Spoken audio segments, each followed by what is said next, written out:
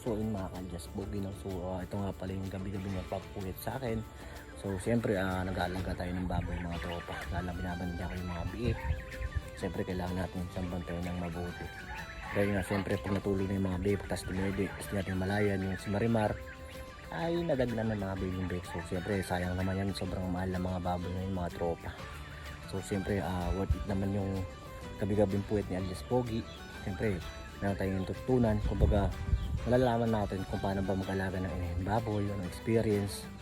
Shoutout sa mga barat yan, mag-alaga rin kayo ng inahing baboy, huwag kayong puro barat ng barat, gusto nyo kailangan kumikita. Paano na lang yung mga ibang nag-aalaga ng baboy kaya nawawalan lang gana mag-alaga dahil sa mga barat na katulad ninyo, diba?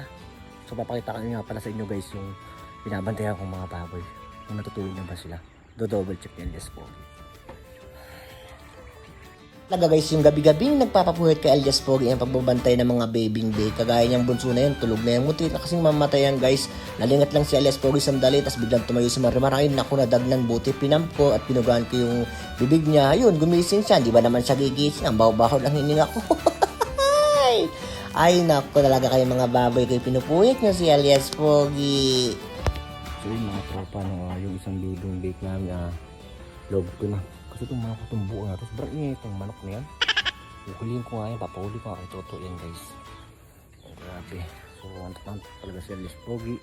Pero kailangan naman mag-test. Paghapon naman pag-rest back naman tayo ng bawal sa tulog guys.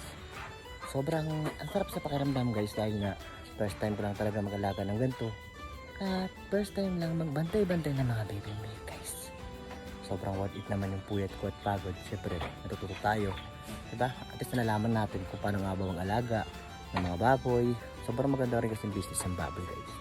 Siyempre kami baguhan pa lang at balang araw ay sisikapin sa pag-aalaga ng mga baboy. So shoutout yan sa mga brown ulit. Wala bang tawad dyan?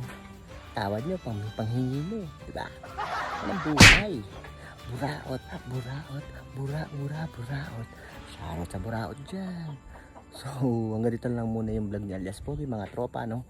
So sana please pa-like and share, subscribe ng aking Facebook page alias Pogi. At hindi ako si Bong Revilla guys ha. So yun lang talaga yung pinangalan ko sa page ko alias Pogi.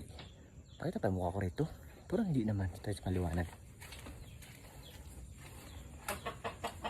Buong kasi manok yan, ingay guys. Ako na yung intro ni alias Pogi.